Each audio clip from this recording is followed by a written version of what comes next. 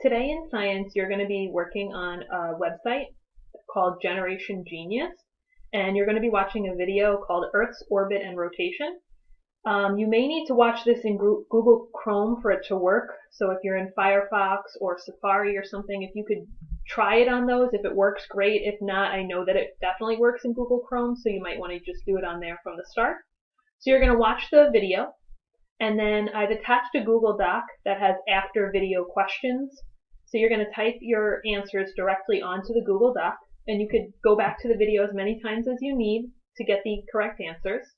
Then I want you to go to the reading material. So if you scroll down a little bit on the website, there's some reading material. It'll open up in a new page, a new web page. Read through that. Again, you can always refer back to that reading material or the video as many times as you need. After you do those things, what you're going to do is you're going to be taking a quiz.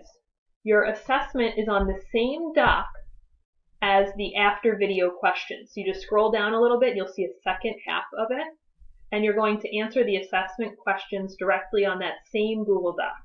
So we have everything in the same spot. Again, refer back to whatever you need to get the correct answers. You can also play the Kahoot game with classmates if you choose to. That's completely up to you. That is optional.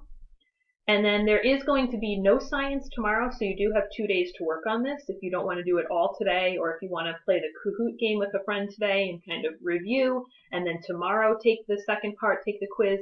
Completely up to you. If you want to get it all done today and submit it to me by tonight, again, whatever you feel most comfortable doing, just try and have it submitted by tomorrow if possible, so that keep everybody on the same page. Okay, if you have any questions, just let me know.